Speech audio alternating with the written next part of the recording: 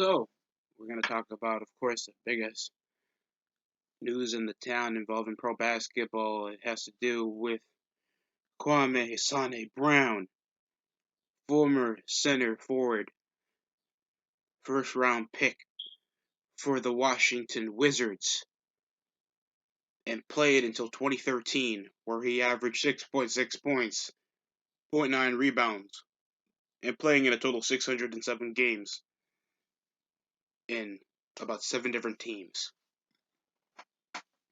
Now, Brown has been an interesting figure. Not because technically his personality wise, he was a borderline bust for the NBA in his first year in 2001 when he was picked up uh, with Michael Jordan, and the expectations over even his rookie year only have 3 consensual starts, the lowest minutes he ever had in his career, and one of the worst field goal percentage until it gradually got better when he started playing later over his career as a not that essential starter into a consistent role player.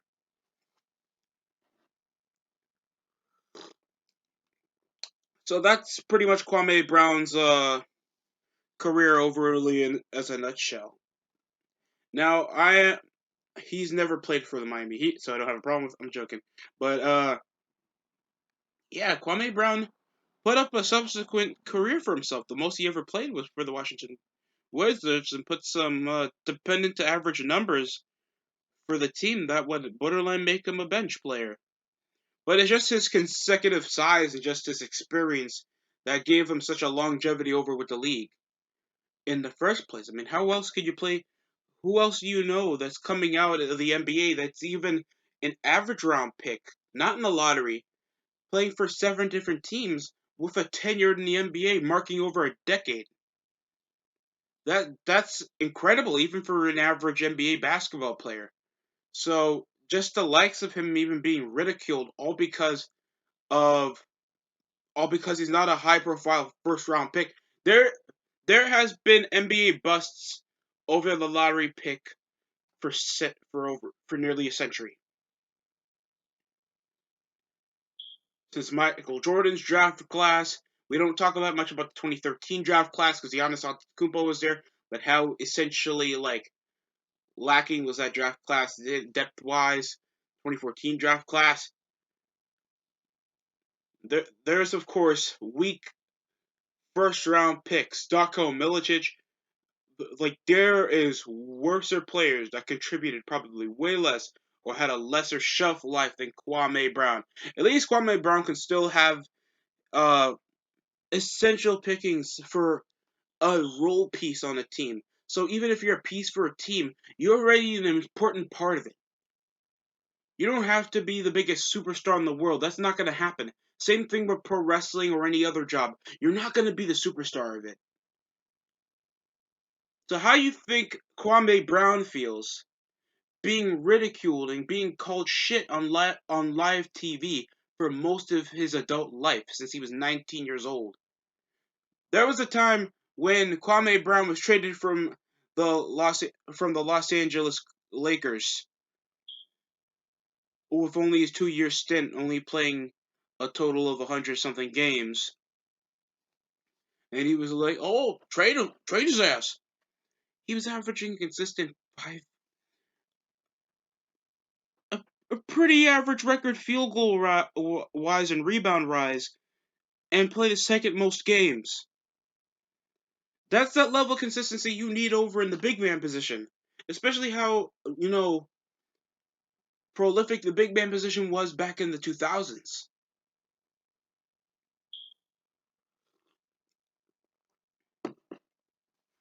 And it's just this spark of probably blaming because a talking head expects this much from a guy that probably was given the highest expectations but can't live up to. I mean, just think of a man's mentality. Just put it into perspective, man. I mean, imagine that people, your friends, hyped you up into playing basketball or football, and just some people out of nowhere just keep saying that you suck because you weren't as well as advertised, but you were still putting you were still there when they needed you for snaps, and you got a couple tackles when it mattered the most. And you know what? That's perfectly fine. I mean, you're better off just being a piece of the puzzle than just the bigger ones, and that's a perfectly fine. Kwame Brown had probably a good career. He's financially stable, and I heard he did some great stuff for his family and probably his community, and that's all that matters at the end. But here comes Stephen A. Smith with his big forehead ass coming around just disrespecting players or any other person trying to actually live a decent life or at least trying to do something because it doesn't fit his ideal point of view of how he thinks a player should be, even if it's a first round pick.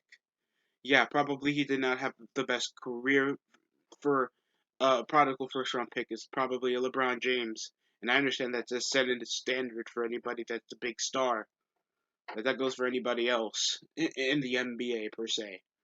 And just seeing Kwame Brown not live up over those type of standards, but he still puts up a pretty above average longevity, especially for NBA players in that life cycle.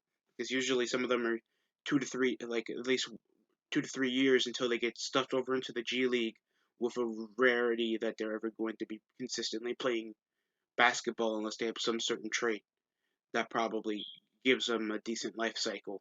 And Kwame Brown lived through that.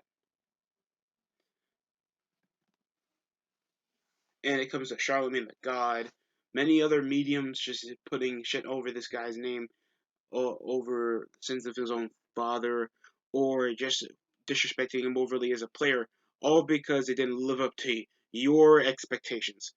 Mind you, I'm using the word your.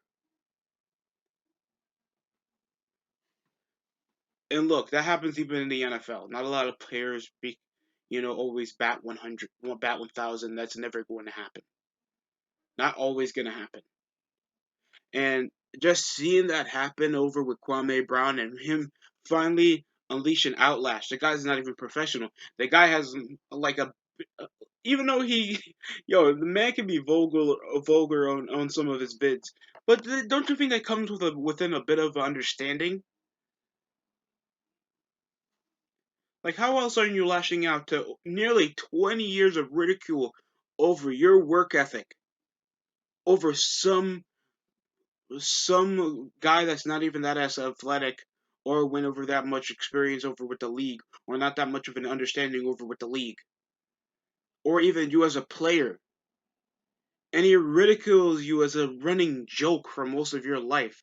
That has to feel harsh. And just judging you as a man, that has to suck. I mean, there's like being a player is one thing, but like disrespecting your work ethic and your skill and how much you put into this game and how much you actually played. Because not everybody brings up, oh, 13-year career, a 13-year career, uh, still was a key piece in some depth rules for the NBA for NBA teams, and played with Kobe and Michael Jordan. That should be enamored. He should have a decent career at that point if you played with two Hall of Famers. So what's the problem? And it's like, oh, but he comes around missing a fadeaway wide open, and moving over a fast break and doing a turnover. Dude, I didn't see this type of ridicule when Anthony Bennett was drafted. And that was like a fair assessment that he barely had enough upside to even be in the top 5. People expected him in the top 20, top 10, or Morrison. Even Shannon Sharp agrees, like, not everybody's going to be doing great when they're in the first round. That's a tall order of expectations that not a lot of athletes, unless they are with God-given ability, is not going to live up to. And that's perfectly fine. And then Stephen A just continues to point out over these numbers that are overall majority of his career anyway. Like his sophomore season was literally one of his better years. And then putting up a consistent average of a role player. Sure, that's and some guy from the 70s, I mean 80s, got drafted like top pick, underperformed his ass off, and now he has one of the big net worth and has a relationship and like is a big ambassador for Coca-Cola. Like Stephen A needs to get his head out of his ass. This is probably the dumbest shit that's been appointed to him for him to headline since he thought that Steve Nash being appointed a job as head coach for the Brooklyn Nets earlier over in the season was a sign of white privilege. So what would happen if a white guy was struggling to get a job in any other occupation over in Africa? There's like different lengths to this, especially in pro basketball, in the front office position. A majority is going to get the job while a minority probably might not. That's just how it is. And when it does happen, that'll be great. Just know that nobody's going to make a parade for it. Because that's not always going to be the norm. Because all that matters in the rest of the day is how is he going to perform, man. It's a job. And Stephen A just doesn't get that. Because he never had to do anything like that. So, that's all I'm going to say. And just big ups to Kwame Brown. Just coming out, unleashing that much of realness over the last couple weeks, and was entertaining videos for me personally. I thought those were entertaining. Kwame just sprouting over everything, especially Charlemagne that even had to make these crappy YouTube style uh, apology vids for most of this, or just Stephen A. just being like, "I'm not talking about you, the person." Talking about you, the basketball player, and just to say you're a scrub. All because he puts role player numbers for a tenured career doesn't make him bad. It makes him a reliable piece, Stephen A. And that's probably better than being a one-hit wonder, even if he averaged 23 points a game when he was in Washington. I'd rather have a guy averaging 5 points per game with a 15-year experience than a guy that only spent 3 years in the league and averaged 25 points. And then the next year he averaged 9.1. It's just a sign of consistency and longevity that plays more of a factor into you being a longer piece than probably a guy who only hit All-Star once. So that's practically all I gotta say for this video.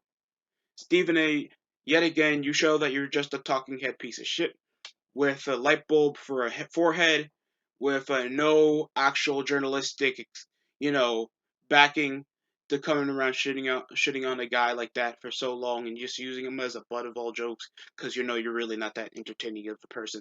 Other than that, that's it coming from this video. Please subscribe to the DST Nation. Thanks for watching.